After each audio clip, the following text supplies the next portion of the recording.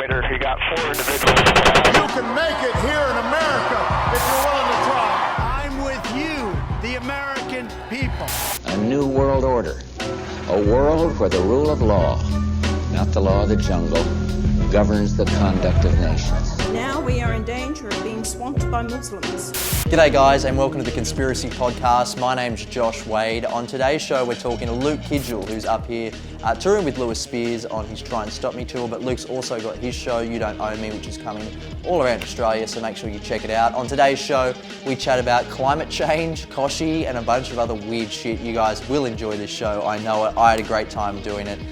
So make sure you go check out the show. As always, smoke a joint, have a beer and enjoy the show. You can help us out on Patreon, which is extremely needed. We do need your help over there. We do this for free, but hopefully we can turn this into something bigger with the help of you guys. So if you can help us out, please do head over to the Patreon page and fucking give us 50 cents a month. I don't care. That'll get me and Connor a bloody Zupa Duper, but it's fucking better than nothing. Enjoy the show. Okay, welcome to the Conspiracy Podcast. This week we are joined by the one, the only... Luke Kidgell? Luke Kidgell. Did you want me to say it? Or? Yeah, I was hoping, and then it just came across like, I don't know your fucking name. Yeah, I haven't it did. asked. I was like, who's in the studio? Well, it's not a studio. We've actually taken over his hotel room. Yeah. We're arseholes like that. But yeah. You've bought so much gear that it's turned into a studio anyway. It used to be a hotel room and now it's just a... Mess. Yeah, a fucking mess. Sorry about that. Luke, how's your day been? It's been great. You guys came over at about 8. Yeah, so yeah. You've seen my day so far. I woke up and I was almost eating Weet-Bix as you walked in. So. Oh, yeah. No, that's good. So you're here on the Gold Coast. You've been doing some shows around with Lewis, but you've got your own tour coming up as well. Have. Yeah, I've been opening for Lewis on all these Try and Stop Me, the Try and Stop Me tour dates. And then I'm also doing my own tour in...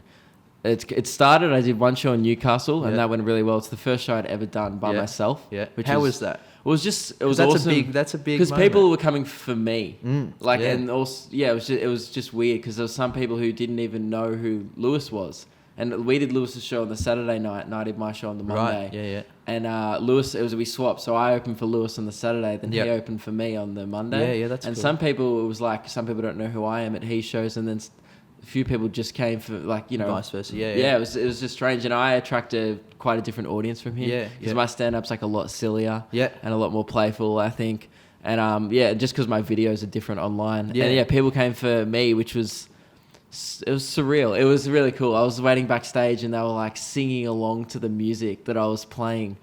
And it was just, they were just excited to be there. And I was like, this is crazy. My fans are alcoholics and they don't even fucking know that. Like, because I'm an idiot, I had like All Star and like the Killers playing and like all this, you know. Which Killers song? Mr. Brightside, obviously, mate. Great. It was like the White Girl starter kit was just pumping.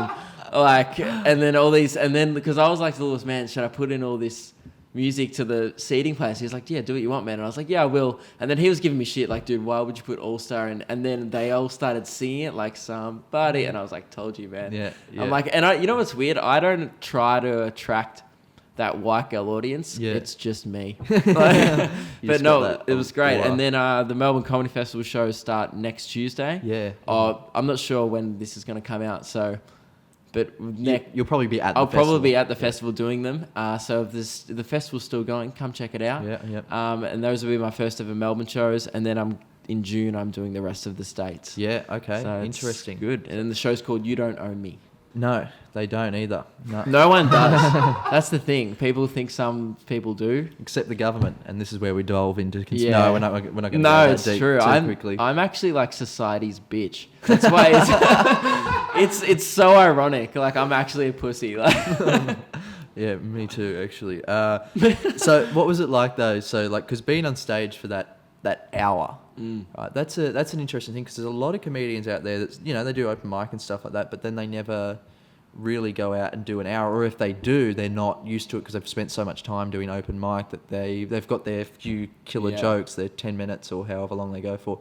What was it? Was that the first time you've been up there for an entire hour? I've done 4 half-an-hour shows the Comedy Festival before, just to friends and family. I did like a free show just because I wanted the stage time. That's cool though. So I'd done half an hour, and then this year about 10 minutes of that half an hour is in this show. I took the best 10 minutes, but really I wasn't very good back then, so I just scrapped most of it, and now pretty much wrote a completely new Yeah, show. you have to. Yeah. Like Lewis was going on about that before, and it's almost like in Australia as well. I find it is a lot different to America and anywhere else. From now on, I'm going to write a completely new hour because that wasn't this is my debut hour. Yeah. So I really just want to do the best of the last 2 years. Yeah. I've been doing stand-up since June 2015. Yeah. It's actually been less than 2 years. Yeah.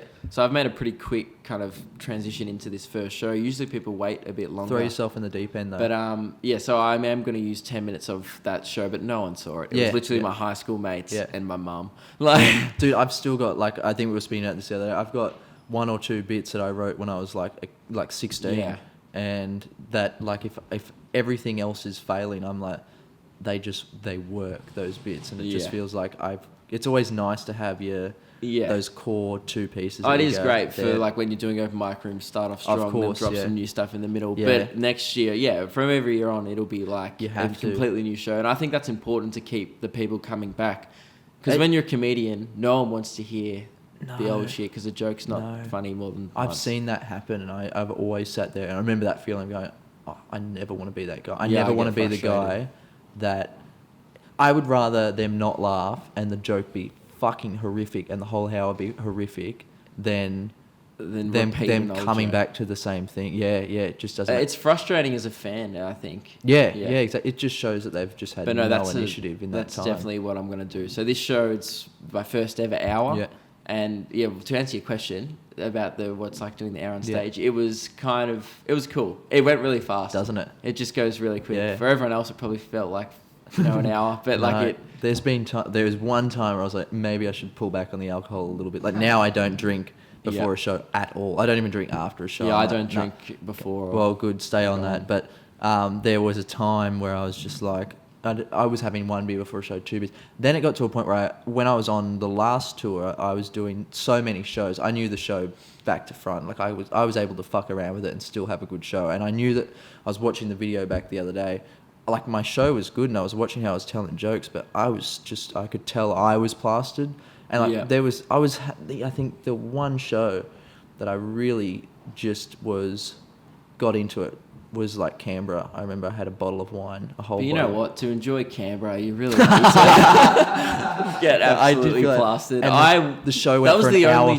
Show. We just did Canberra on Friday. That was the only show that I regret not being plastered for. Oh, yeah. No, yeah, I remember sitting up there and I could see Jason, my tour manager at the back, going, wrap it up, dude.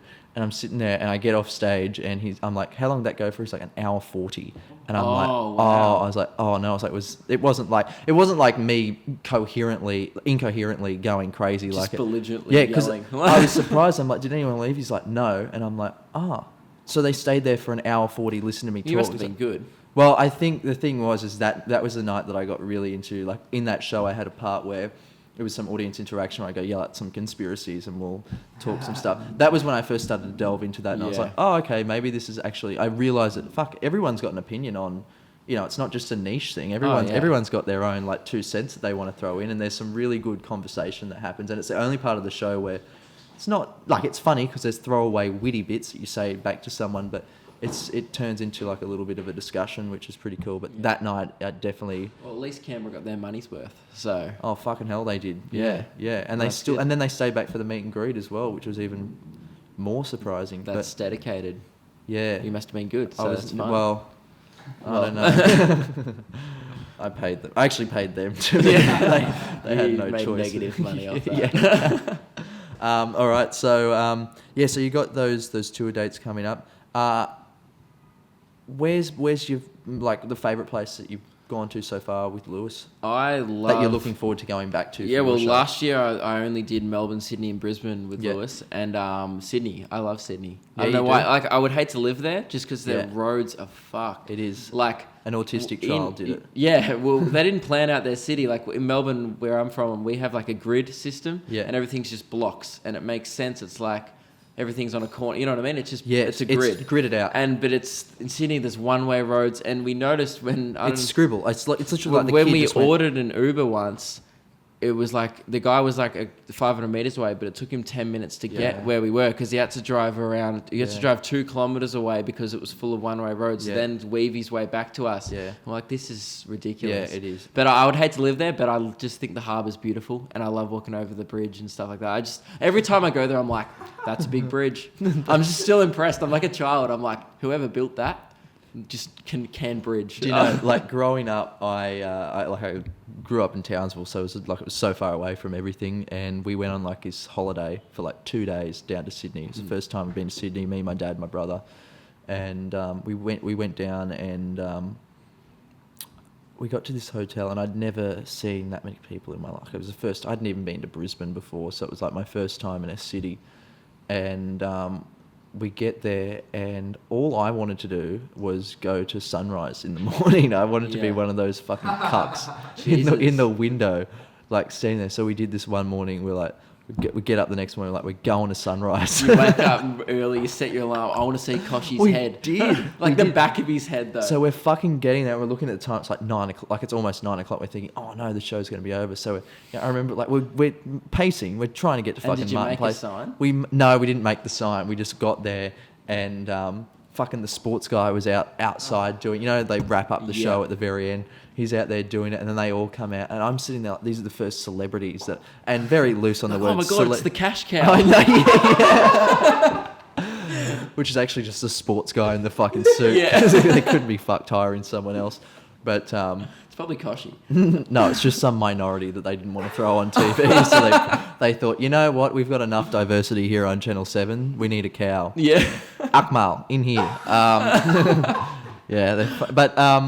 Yeah, no, going to see sunrise, and we met. I might be able to throw some photos up during when I edit this, but yeah, we met Koshi, Mel. Mel was not nice. I remember her being. She's like, I have a sore throat, and I'm like, well, fuck you. Like, I've come here from Townsville to meet you.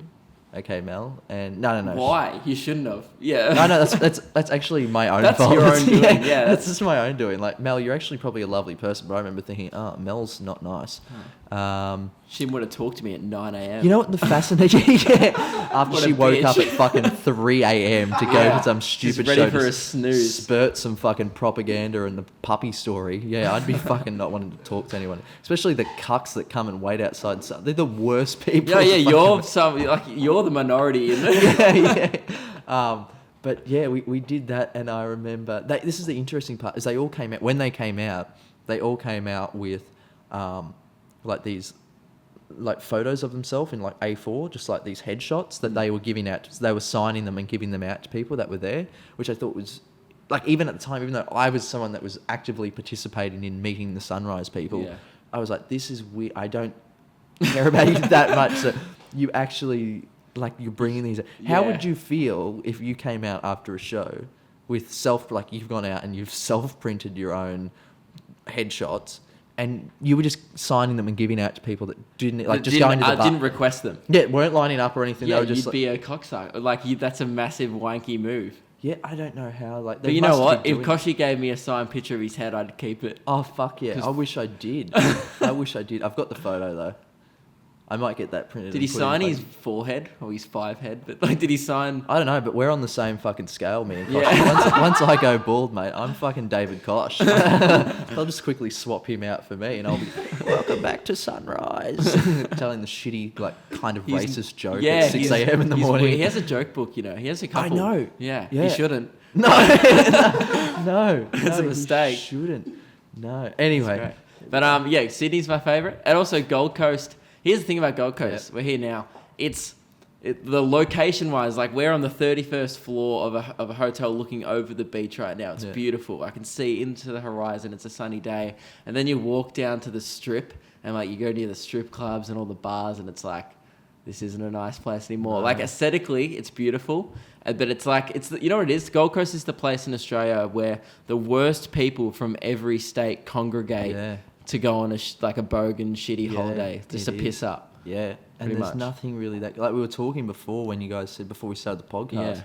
We're like, these guys are going to Dreamworld today, and they're like, what else can we do? And I actually sat there, and for the first moment, I was like, oh fuck, there's actually nothing here but fucking theme parks and the fucking That's why I wanted to come. Yeah, I was like, because I'm like the least cultured person I've ever met. Yeah. Like I walk down the street and I'm like KFC, Macca's, Subway. I'm like, I'm set for 3 nights dinner. This is great. And like they're like, oh, I want a burrito. I want some sushi. And I'm like, dude, like this is chicken sub is like, because I go get the white boy shit anyway. What do you get from Subway? I get a chicken fillet with, are you ready? Because it's the most basic thing. I only get, for the salads, they go, oh, what salads do you want? And usually people go olives, like get a whole bunch. I just get lettuce and tomato and cheese. You fucking asshole. I know. My brother's worse. My brother. And I get mayo. Oh, this is my order. Chicken fillet, cheese, lettuce, tomato, and mayo. And that's it. You are generic as As fuck. fuck. Yeah. Like, You're the home brand of people. It's true. Shit. But like, what's the point of even going to Subway? I could just make that at home. I know, yeah. It is, and it's bad too. You know what it is? I'm literally just paying some guy who's not getting, like, some guy who's getting paid $6 an hour is just being paid to make my lunch instead of me just doing it myself. That's how lazy I am. A sandwich artist. They actually have like a job description, a sandwich artist. Yeah, I've heard about that. I thought it was a joke though. It's no, not? so did I. It's not a joke. No, I mean, it's an easy area to go in comedy. Because mine's not art. No, mine isn't. I've seriously like got some and thought this is like the shit that I shit out from this is going to look more presentable than what this is. Like, it's just slopped out in this thing, and like you've only had it for like 20 seconds and it's already kind of soggy in some areas. You just think, so okay, that's okay. I mean, I hate my brother because my brother will go and he'll get a chicken one and then he'll just get tomato sauce on it. Just tomato sauce. Yeah, that's worse than me. That's Townsville. That's just yeah. You think you're but not I would cultured. Fit in where you came from hard. Like these boys give me shit because like whenever we go Indian, like they'll Where'd you grow branch out northern suburbs of Melbourne. Oh yeah, so you okay? I'm like no, I live in a really white. For example, we only had one Asian kid. We went to school with I had 300 people in my year level. Okay, I went to a huge school. Yeah, me and too. we had one Asian kid. That's the diversity that I grew up with, which is actually not even funny. It's just kind of weird. I grew up That is peculiar, even in Melbourne, like because we live just this pocket that we're in the northern suburbs. It's just white people. Yeah, it's bizarre, and like there's very few culture. It's just the diversity is not there.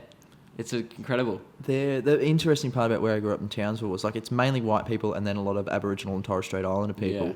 But then there's this odd amount of like Indian immigrants that have come here. Like in Townsville alone, I think there's like 8 or 9 Indian restaurants in like this small area, and it's just like, and it's great Indian too. Like you sit there, and but all you guys are just eating butter chicken and not even trying the rest of the they've menu. they've actually got like good stuff. Yeah, like, but no one would try it from Townsville. No, it's they like don't. me. I go in there like whenever we go for Indian chicken or mango chicken. They go try an exotic dish, and I'm like, yeah, just the butter chicken, thanks. Yeah, or the Mongolian beef. One of the two. Yeah. No, like I said, I'll go mango chicken sometimes if I'm feeling exotic, but that's just butter chicken with more fucking sugar. That's it.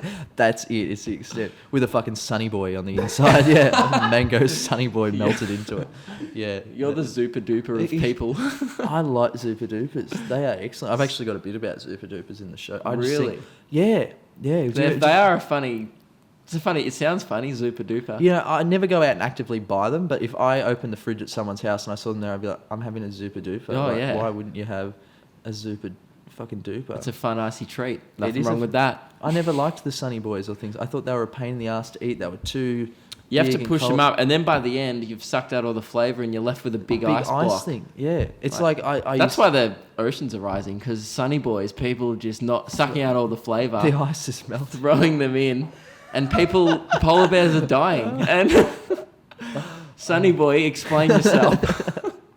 Are they still in business? I think they are. Probably not. I think they're one of those Al Gore probably sued them years ago. What a fucking cuck, Al Gore. If you actually watched that documentary, it was mainly about the Sunny Boy industry. Yeah. Actually, he's just bringing out a new one soon, which comes out a few years after... Because he did one, and then he's bringing out a new one soon, and the world was supposed to be gone like 2 years ago, or something like that. Like that was the prediction that the world's going to be underwater by... What do you reckon about that? Here we go. Now we're delving into conspiracy. I think... Well, here's the thing. We're on land right now, so I think he's wrong. Yeah. Here's one for you. Now, someone out there do the science for me, but I'm fairly certain...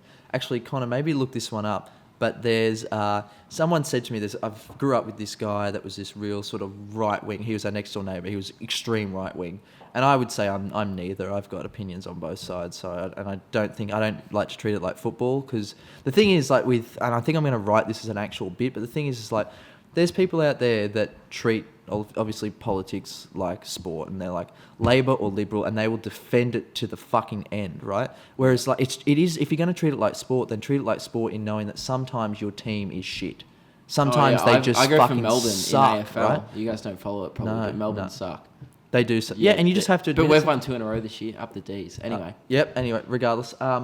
What was I talking about? Oh yeah, so he would come over, and I was talking about, I was maybe in grade 10 or something. We were talking about climate change, and he said, "Mate, the ice caps, that's not going to do shit." And I said, "What do you mean?" And he's like, "Well," he said, "you go to the fridge right now." He said, "Go grab a bunch of ice cubes, put them in a glass, and then fill the glass up with water." I'm like, "All right," filled the glass up with water. He said, "Wait till that melts. Mark where the water is now. When you've got the ice cubes in, let the water melt, and then see how much the water's gone up." And I'm like, "Oh yeah, like it's like mass is like, it's just kilograms that convert into liters. So where is the water rising?" Like the only way that would happen is if it was attached to the actual like land mass, like if there's actually like land underneath all that ice. Oh yeah.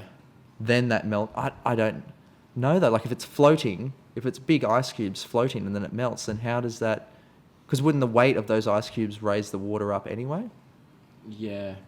No. I don't know. That one just always stumped me. I think it would rate. No, I get why the oceans are rising. Yeah. I just think it's not doing it as rapidly as everyone's kind of freaking out. But I also think it's dumb. The people who go global, like people who suggest that, I know someone who thinks climate change is just, it's like, oh, it's just the government. Like global warming's not real. You're like, well, it's progressive. It is real. It's just progressive. Yeah. Well, look, if you actually watch that Elgar documentary, even though his predictions weren't that correct, his predictions from evidence he's used in the past that the sea levels actually have risen significantly even in the last 100 years is true. You know, George Carlin does this fantastic bit about, said, so the Earth's been around possibly 2 to 4 billion years, right? It's been around a very long time. Humans have been here for possibly 100,000, maybe 200,000 years, and we've had the industrial era for about 200 years, right? Like the Earth has been through, and then he lists all these things that the Earth's been through, like the meteors, like just all the things that have created where we've got to now. And he's like, it's not the Earth that's fucked, it's the people that are fucked on the Earth. The people who are inhabiting the Earth that are fucking it up. The Earth's going to be fine with a big couple of plastic bags and cans. Like, that's not... I mean, it's a very exaggerated look, and it's comedy. It's going to be stuck around but some dolphin's head. Yeah, exactly. But the Earth won't. Mother Nature doesn't care. It's just, maybe the dolphins will go and we'll all fucking deplete out because of what we've done. Like, that's to say that, there's definitely a fucking effect from it. But well, I read this thing. We were doing it last week on my podcast, which is Memoirs of a White Guy. Yes. And but we were talking about that in 50,000 years there's gonna be the next ice age apparently. Of course. And then after that, this is after humans like just get rid of. But I feel like 50,000 years is we'll be gone by then. Oh, that seems soon. It does seem soon, but I mean we've only been here for 2,000, so it doesn't seem that soon. Have we though? Yeah, that's the thing though. Yeah. But like, I don't know. 50,000 years is supposed to be another ice age, and then it's like and then the super volcanoes will melt everything and stuff. But the Earth just goes on a cycle, and then I bet you in a billion years, apparently in 7 point something billion years, they think the Earth's just gonna fall into the sun. Who the fuck predicts this shit? Right? right? It's legit. I was ready at kind of like the same thing. I was like, this is. How do you get that? How do you go 1.7 and go? Nah, it's it was. I think it was 7.59 billion. It was really specific. No, it's that. Okay, see, I just can't. Falls into the sun. Like it's just gonna go up. And we're in. There's days where they say it's definitely going to rain, and then it doesn't fucking rain. Today it was supposed to rain. There's no way that we were going to fly the drone, and then it was like, what was it, Mike? It was going to rain, and then it was just like, and we woke up this morning. I was like, dude, I thought it was going to rain today. He's like, well, yeah, they're wrong. It's beautiful. It's 25 and sunny. I know, it was actually warm when we walked in here. Yeah, I think that's ironic. The climate change that's. And this is Koshi's fault because he's employing the weather person. So it gets back to Koshi. He's behind it all, man. That big forehead's hiding a few things. Fucking oath it is. But climate change. Like the climate's always changing, no matter I reckon they should call it something. Global warming, I don't like that phrase. I think climate change is a legitimate thing because the climate is always changing. Like you said, there's ice ages and we're just... But the climate is changing, and the way it's changing is it's progressively getting a tiny bit warmer. So global warming is accurate, I suppose, to describe it. Yeah, but I think that should be... They should pick one. Yeah. Pick one. Apparently the Maldives, do you know them? Like Yes, that thing, yeah. they're pretty much going to be under within, I don't know, places how many like years, Fiji and Papua New Guinea, yeah, like, they're that is small actually islands. happening. Yeah. Yeah. Which means that's proof that it is happening everywhere. Yeah. But like, you know, it's like if you... But that's always happened though. Like the Earth used to be like every country used to be fucking joined together. Like there's tectonic plates under the Earth that are cracking this shit up the whole time. Have you ever heard of HARP? No. Okay. HARP is like, that's where you get into a whole like conspiracy of like weather manipulation.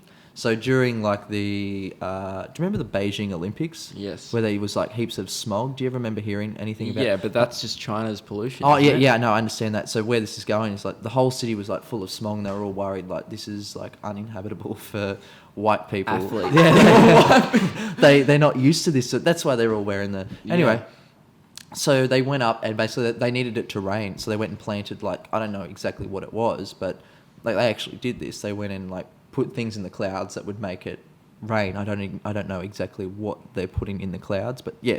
And the smog started to disappear. Yeah, it's before the Olympics. It You was can a do massive that. Yeah, you can do that. So obviously, you know, and if you were a government or, you know, something, manipulating weather would be like any sort of warfare or, you know, any sort of military research, whether it's for good, like, you know, clearing smog or, you know. I did not know this. Yeah. That you could manipulate weather. Yeah. This is like Truman Show shit. Well, Like- of course, you know, that would be something that if I was sitting around going, because like the Nazis, they had like a whole like section that was funded towards looking up like paranormal and aliens and stuff like that. They were actually funneling money into that shit and like as a proper government thing. China at the moment, they've got like a military research thing which is for like psychic children and stuff like that. Like whether it's true or not, they obviously want to figure the shit out as well. They've got the same thoughts on our mind. But yeah, HARP is like this. It's this massive. I don't know what would you. It's a military base, but it's not actually.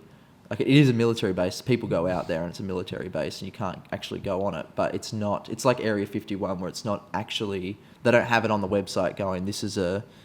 Oh yeah, there's no tours. Like No. Yeah, they're not actively going out going, yeah, this is ours, but it is theirs when you get there. And all this is like it's the biggest like group of It's like satellites. a family fun day out. Yeah. Come on through to HARP. Which, yeah, it's like School Dr. tours. Evil, Dr. Evil in there. And yeah, so anyway, it's like all these satellites that pop up into the air. And basically the idea is that, or the conspiracy around it is they're using like, sending these like electromagnetic shit up into the air and it's manipulating weather and they don't really know exactly, you know, they're researching it, they're figuring out what it does, but apparently the increase in a lot of these tsunamis and cyclones and stuff like that is coming from, you know, whether that's the actual direct cause or not, but sending up these, like, it's ridiculous amounts of electromagnetic fucking energy or whatever the fuck it is. How do you research? Like you just research this shit. Man, I got a lot. I used to be a like full-time stoner. I was a hardened, like I'd sit down there. Now, I don't know, it's fascinating. Whatever they're doing. I used to research this shit in high school, but ever since I started doing comedy, I actually think I've got dumber because all I'm doing is comedy stuff. I don't have time for this. Well, I do have time for it. I just don't. Well, so the thing is, I thought this would help with my like I'd be able to talk about legitimate like things and then turn them into a joke. But then the more I go down, I'm like, you just go into a rabbit hole. Maybe this is not a joke. Maybe this is actually that's really interesting. Yeah, I didn't know this. No, check it out. This is an educational podcast. Check it. Yeah, we're doing. I'm actually putting this in the educational category on not comedy iTunes. anymore. No. Anyway, David Koch facts and global warming. That's the guest we need to have on. If we get David Koch on this show, I'll fly you to wherever the fuck we are, Thank so you. you can be there for it. But, all right, let's move away from that. That got a little bit heavy there. Heavy. But that is a thing. Global warming. So you recently had a little bit of a. Now, just let me preface this. You handled this fucking much better than what I would, because I'd just be. I was going to ask you that, how you would have handled this situation. Okay, so Luke put a video out on Facebook, and it went. I would say extremely viral compared to anything that I've ever done. No, your stuff's gone very well. Oh no, but that was you go into like when you get into it like got shared hundreds of around. thousands. I reckon all up, I worked it out. It would have got about 40 to 50 million views everywhere. Yeah. Because like Lab Bible got like 25 million on that, and then Viral Thread it got like 8 million on some, and every online publication shared it. What's that like, sitting through that and knowing that's happening and knowing that that many people have seen it, but actively, whether they're talking directly about you or they're tagging their friends in, like that scares me. Like sometimes, like I read most of my comments, but when it goes viral, I just give up. I couldn't read I wasn't really reading the Lad Bible ones. I was reading the ones on mine. My one only got 3.5 million on my page. I did 2 parts of this video. It's the You Don't Own Me video. Honestly, people might have seen it. You just will have forgotten about it. If you haven't seen it, you explain the concept. Well, it sounds really basic. I just ignore signs, and like with that You Don't Own Me song from the Suicide Squad soundtrack playing in the background, and it's stupid, and I wear these like speed dealer sunnies, and I just give the camera the finger and do a bunch of stupid poses. But that's why it works, because it's... Well, I think it worked because... Like, here's the thing, because it's been copied a lot since, which is what we're going to talk about. But I did it in a way that I think the reason why I was so successful is like there's a progression in it. It starts off slow, like the music goes slow, and then it goes into a big montage, and the song builds at the end. It does. But I did that on purpose. Yeah. And that's the formula. I didn't even think of that. Yeah, no, I did it. I was very much intentional. Like, people don't realize how much thought I put into a stupid meme. But I can understand. But I did. It was very intentional to make it slow build and then kind of get it almost epic at the end. And it's such a dumb, it's such a dumb thing because like it's a stupid video, but I did put an incredible amount of thought into it, and it worked because it went, very viral. Yeah. But, so I don't really read the comments and stuff. No. So obviously, like anything that goes that viral, you're always going to have people that come out of the woodwork and give it a go. Hilarious ones, because it's always 99% of comments are just people tagging their friends, going, "Ha, this is great, this is funny, it's the funniest thing we've ever seen." Whatever. People just say that on everything. Yeah. But then there's 1%. I like reading the 1%. So do I. It's great because there's old people. I was just literally, and I made a sure of it when I was ignoring the signs that nothing was illegal, which is why it was funny. They were all misdemeanors. For example, it was like, keep this area clean, and I'd pour a bunch of dirt. You know what I mean? Like, if I got caught for that, they'd be like, hey, mate, can you just clean that up? No worries. They're all misdemeanors, which is why it's kind of playful and funny. But if I was going like, no trespassing, and then like just walking in and taking a shit on someone's property, it wouldn't be funny. Yeah. Like, so I made sure I play, but all these old people started commenting. Maybe in an Adam Sandler movie. Yeah. Rob Schneider comes in. Comedy. I'd laugh at it. Yeah, I would. I'd be like, that's actually pretty good. Yeah.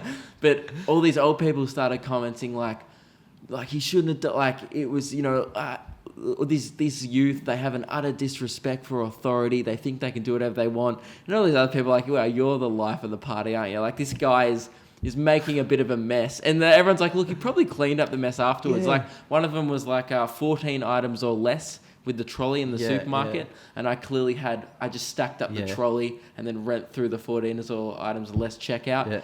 Like, not a crime. Like, the cops aren't going, oi, mate, put a couple of items back, thanks. You don't need the nappies, all right? Let's just... But, like, yeah, and all these people started, the 1% just going, this is ridiculous. These people are causing a ruckus in society. That used to... It was very funny. Like, at the start, when I first started doing some of my... Well, granted, one of the videos that really took it off for me, I was just a fucking disgusting pig in it. Like, it really... I look back... I don't even watch it now because I'm, like, just so, like, oh, fuck. But also at the time, I was like, well... That's what people are watching. Like, I didn't create the environment of people wanting to see these fucking outrageous, rude prank videos and vox pops. But I suppose it worked at the time. Me ignoring signs isn't the most original. I think it's a bit hack. And I talked to Lewis about it before I uploaded it. He's like, dude, that's very funny. Definitely upload it. It is. But the thing is, though, you do it so, like, you've taken something so basic. And I thought of it. That's how shit Suicide Squad was as a movie. I was in the I thought of it in the cinema, and the song was playing, and I was like, if I ignored signs with speed dealers onto this would go viral. And as I have a weird head, and that's the first thing I thought of. I was in the cinema and I wrote it down in the cinema, and I was just, I just knew you do some things. I I think the things to go viral, they're often not your favorite stuff. Like everyone else loves it. No, yeah, no. But you do what you need to do. You have to get that. You have to be pretty broad as well. I always wanted to get that base, and I've got it now. That base audience, and now I can start doing stuff that I want to do. Yeah, like and that'll keep content happening as well. It'll keep growing, and the more that it grows at on the same wider time, though, level. I still enjoyed making that video. Yeah. Oh, I enjoyed making it. It's fun. Lots of people found it funny. But you had there was some people out there. How many people do you think out there went and gave it a go themselves? Well, I got sent every day for about 4 months. I got sent lots of versions on Snapchat. Oh, wow. Like just kids. Okay, yeah. Kids at school, like but almost like, oh, dude, like we're doing. Your Ironically, thing. not people going out of their way. That's great. to- I was like keep it up, boys. I don't know. Like I just sit back like reckless or whatever. It became your own meme. It became almost, it became a bit of a meme, and people were like, except one kid sent me one where he walked into the female toilet and was like, "You don't owe me," and I was like, "No, dude, that's that's not a that's creepy." misdemeanor. I'm like, "That's creepy. That's You should-" rape. Yeah, like, dude, like that could make a girl really uncomfortable. You shouldn't do that. And he was like, "Oh, sorry, man." You actually said that back to him. Good Yeah, on I you. did. I was like, dude, that's yeah. Well, you don't want to. No, you don't you want to don't encourage wanna that. encourage it. I'm not Yeah. endorsing. Good on you, mate. That, but go get him, mate. Like, no, I was just like, nah, dude, that's not on. But thanks for watching the video, whatever. And I got sent videos like that, and then I started to see a few ones. And I'm not saying this is the thing that I don't think I made clear enough in my video after what we're going to talk about. But someone copied my video. Yeah. Do you do you want to set it up? Yeah, okay, yeah. So if you didn't know, so Luke made this video, right? And then there was another creator out there who I know, like I've gone out to dinner with him before, and that. And his name's Jackson O'Doherty. And in real life, like he's genuinely like I'm sure he is. Just a nice person. You wouldn't expect him to be doing the videos that he does. We spoke on Facebook, and he seems really reasonable and nice. Yeah. But basically, so Jackson, he's got millions of mind-boggling, 3 or 4 and million, the video. I think he was saying the other day his videos have almost reached 1 billion views on all of them. 1 billion views. Like, that's fucking absurd. That's he's probably. I would have killed myself. I really would have. Like, just that number in my head would have been way too much for me to see my face. Yeah, really. I was like, nah, too much. And a lot of them are like, they're very outrageous pranks. Like they're that one level up, and it's sort of like Jackass, but more, which I think, look at Jackass were the biggest and the best. And what happened to Jackass is them? way gnarlier. Yeah, of course. Yeah. I enjoy Jackass a lot, but Yeah. like shitting and vomiting on your friend and Oh stuff yeah, like that, but like- they do that. Like they do a bit more sketch versions of it. Like the one where Preston sweated in his butt sweat, and then Sevo drank his butt sweat, and then vomited it everywhere. They do gross shit. Yeah, like I that suppose too, so. man. Yeah. But anyway, I actually remember. So I remember before all this happened, I was sitting at home on Facebook because that's all I fucking do, right? Which is sad as well. I don't know about you, but I got to a point where I stopped using Facebook personally. Like I'll be on there to use the Messenger. I don't use really that. look at my news feed anymore. I don't because even I'm trying to post make on it. content for other people. Yeah, once Facebook becomes. But I do watch. Pretty much all I use it for is watching you, like all the other online guys. I watch like you, just me. you. I go on there and I go on and I load up my Josh Wade fan page, and I'm like, what's he posted today? Actually, your Facebook home, like in the sidebar, thing, you actually the way that you log in is because you can't access my page. So you know how you have to log. I'm in. just trying to become an admin of your page, man. No, I watch like you, Neil, Frenchie, Lewis, Elliot. I watch all the online, and I, because everyone keeps tabs on everyone, and I enjoy everyone's content. And I watched Jackson, and literally, I came on stage and I was like, oh, Jackson's got a new video. I'll watch that. Yeah. And then I was like, oh. What was the moment though? Because the very first one. I would have went. It was when he put on the sunnies. Yes, that's the only thing that was truly original about mine. Because everyone's done the no camera thing, the no selfies. Like that, ignoring a sign as a meme. Yeah. As a photo, I'd seen it done before, but I'd actually never seen it been done in a video. But did you not know where it was going? Because I even had in my own stomach for you on your site. I remember seeing it there and going, okay, I'm going to click this, but I've got a feeling I know where this is going. Well, I read the caption and went, please don't tell me. Yes, that's the exact thought that I went through. I was like, nah, he wouldn't. And no, that's what I thought. I thought, no, there's no way that, like, I just couldn't see anyone. And Jackson, if you're watching, because it was a fucking stupid decision. You shouldn't have done it. But I sat there, I went, this guy cannot be this dumb. and whether you're not going to hate me after this. I appreciate you're a fine person, but fuck, man, it was. I sat there. I was like, I cannot believe my eyes. Like, and I sort of, for a moment there, you got to kind of explain the time frame. My one went viral like 3 weeks earlier, and Lad Bible about 2 weeks earlier. So I posted it, then it took a week. Lad Bible got onto it, and then it went it was proper still viral, fresh, and it was still going round. I was still going up about 6,000-7,000 likes a week on my page, and it was still proper going round, and then. And then everything and then I saw it and I was like, come on. I intricately thought about, so I was sitting there watching, I'm thinking, because it wasn't really going that good either when I watched it. No, his video only got a million. Didn't go. Which is fucking, for him, that's nothing. Which was actually almost, I was like, was it really worth it? No, that's what I was thinking in my head. So I was sitting there and I'm watching it, and I'll know when a video's going viral. If I see someone upload a video and the first 5 minutes it's got 2,000 likes on it, I'm like, this is going to be huge for them. Yeah, that's what happened to the first one. I was out at a gig and I drove to the gig, then I got out of the car and checked. I was like, I wonder how the You Don't Know Me video is going. And I checked and it was on like 2K within 45 minutes. And I was like, okay, this is good. Yeah.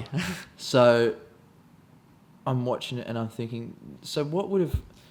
The thought process would have been seeing the videos, him coming across the video. I watched it all the way through twice, and and I called Lewis straight away. I bet. I was like, oi. That'd be the first cunt I'd be on the phone too. I was like... The cunt on speed dial. Yeah, I was like, I just grabbed my phone, I was like... He's like, what? And I'm like, because we just hung out that day. We'd been hanging out all day anyway. And he goes, well, what do you want? And we just just spent 9 hours with you, go away. And I was like, Jackson O'Doherty's profile, just go there. He's like, why? I'm like, just do it. And then he clicked on it, and then he just was dead silent, and he just hear, oh, this is fucking filth. He just went dead silent and was like, I was like, yeah. And he goes, fucking ruin him. Yeah. Like, I don't know if I should... But yeah, I mean, Lewis did a quick review as well. Yeah. And it wasn't even like a personal thing. It was like because a guy called Mr. Beast copied me. He has 700K on YouTube, a big American YouTuber. Did a video with the You Don't Own Me music. Song, Yeah, and he did, like, Jackson changed the music to another song. But this guy just used the same song as me. Yeah. And I didn't almost care as much when the American guy did it for some reason. I was more just like, oh, come on, man. Like, we live in the same country. It's such a small community here. There's about 10 of us who make online content. Yeah. And like 3 of us are in this room right now. Like, it's a real small community. And I saw that and I was like, come on. And everyone knows what you've done as well. I know. You saw it straight away. You knew. I saw it before. I knew when I saw it.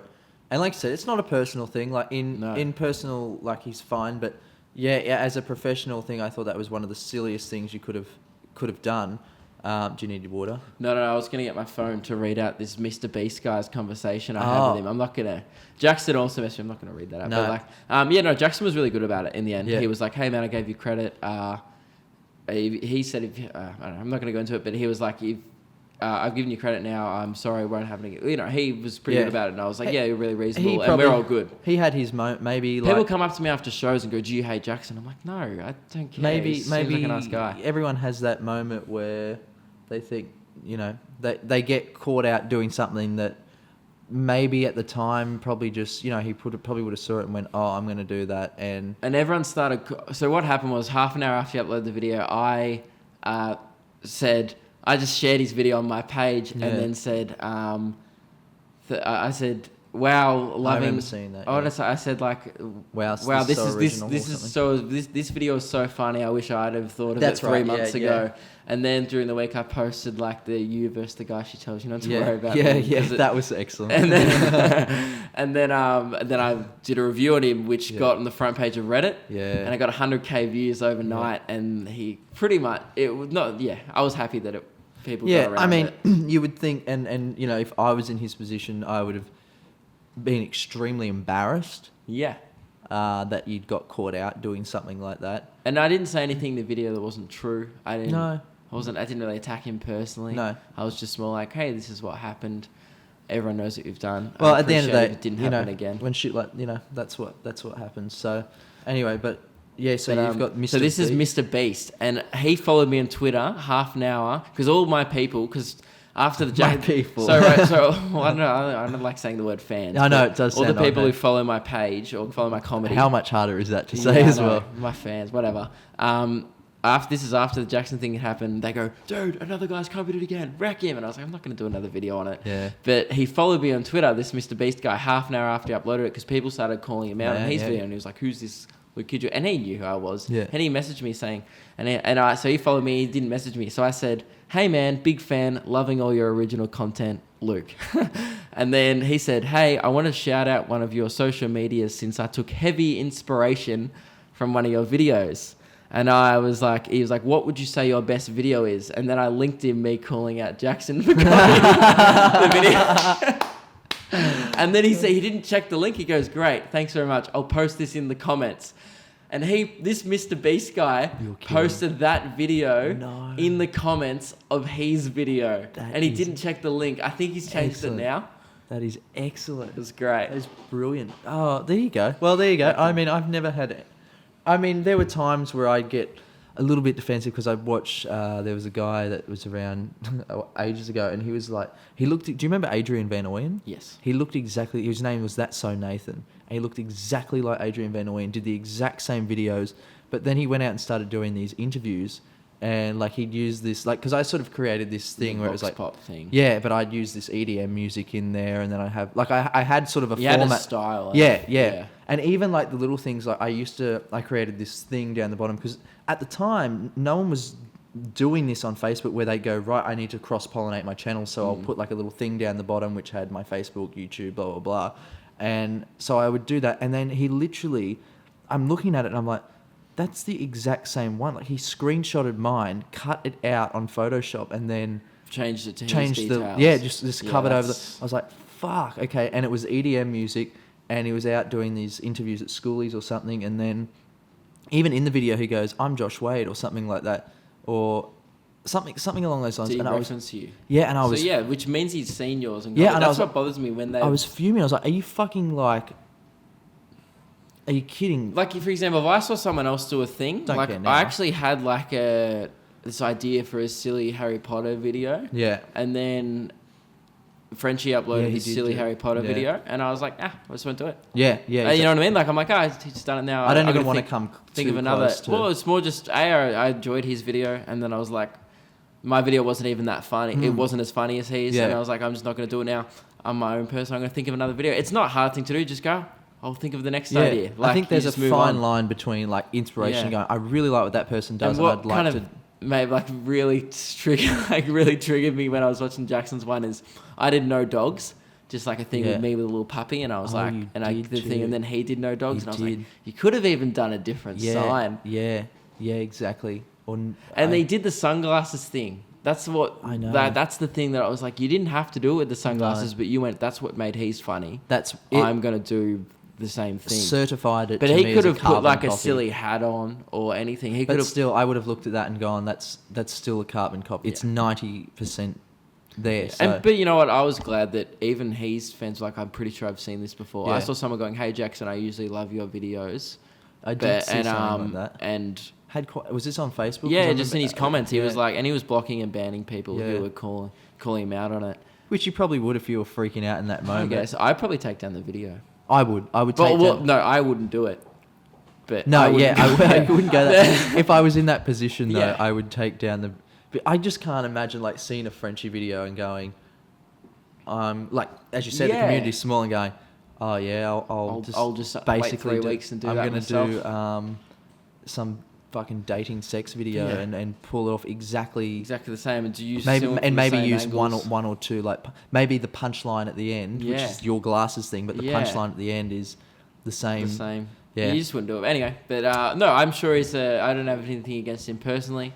I just really, and people don't realize this. This is from the perspective of an online entertainer. I only called him out on it because I thought I had something to gain from it, because I knew that people would respond well to me kind of standing up for myself. And it was half. It was me wanting to actually I wanted to stand up for myself a bit and going, hey, like, this is not fair. Yeah.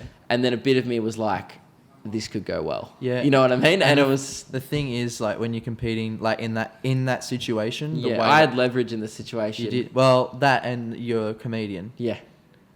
That helped. I think that people were really siding with me because like, no, this guy is original. He's a comedian. He does stand up as well. You do that. I don't know. I think there's a big difference between entertainer and comedian, and a comedian. But that's the thing. I respect what they do, which is why I didn't reference his other videos because he's not trying to be a comedian. Jackson. No. He's a great online entertainer. Yeah, he gets millions of views. Fucking working for him. Yeah, of course it is. And we're doing different things, which is I totally get that. Which is why I didn't even reference his other stuff. I was like, from one online person who makes videos to another. That's what I kept it between. I didn't want to be like, I'm a comedian, I'm superior. No. I just mean like when you're dealing on stage most nights with I was just saying I do this for a living, man. That's it. And I get into arguments with people, and that's my problem. If I get into an argument with something, especially in real life, and sometimes I'll be at an airport or something, if the lady at the airport, like at the check-in desk, is like, there's been plenty of times where I've had people that I'm with go, Josh, just like leave it, let it go, man. Let it go. But like there'll be someone, like you might get there early in the morning. I think there was one time where I was like a minute late for the plane, and I went over and she's like, nah, can't check you in. And I was like, I'm like, seriously, I just got here. That machine over there wasn't working. I've been here for like 10 minutes, like trying to get it through. And she's like, okay, she can do it. Printed out the ticket, gave it to me, and I said, geez, you're having a good morning, aren't you? And I just went, Josh, stop. You're pushing it. I know, but it's me like in this default mode going, everyone's a fucking heckler, right? Yeah, it's not. Some people just are at their 9 to 5 and they don't give a fuck about you. No, and that's totally okay. I got in a habit at the start of doing stand-up where I'd realised, so I would ask someone a question and they'd say, like, so what do you do for a living? We were talking, and in my head just went, they're talking. Why are they talking? And I started bagging them. Then I was like, wait, I spoke to you. You didn't. Yeah. You weren't heckling me. Yeah. I initiated the conversation, and for a bit early. And there was a few times where I started being a dick, like bagging them. Yeah. And then I was, wait, hang on a second. They weren't even speaking. Yeah. I initiated this. Yeah. They're participating. They're being nice enough to participate with me. Why am I bagging them? Do you know the worst part is when like those situations like at the airport and that happen, when they'll come back, they'll say something back because they're just like, no one else would speak to them like that. Yeah. And they'll come back at me, and then that just then turns into me going, I'm sorry. No.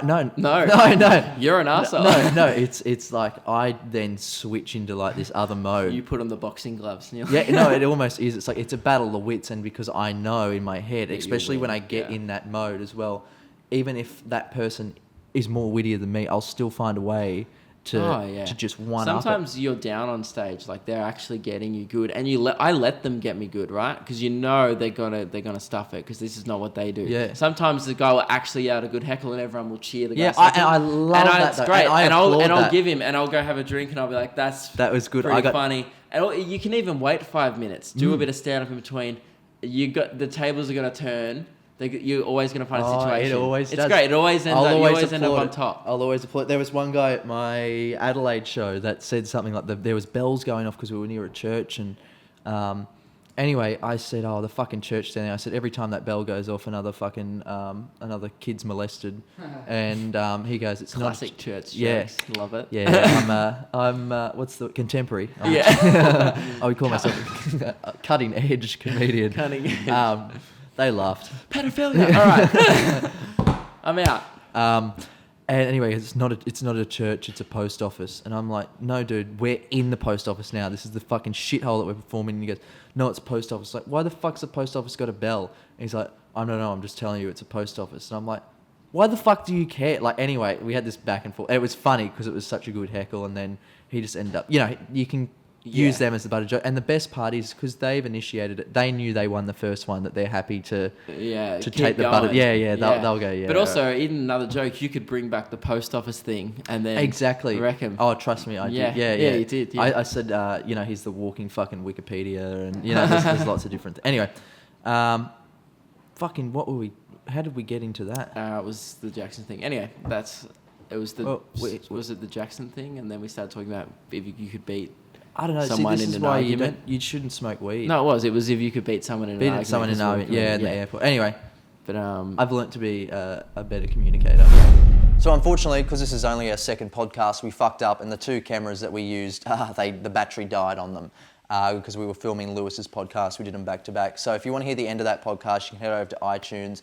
and download the podcast there. But thanks for coming on the show, Luke, and sorry we fucked it up, but story of my fucking life. Go check out the iTunes version and help us out on Patreon.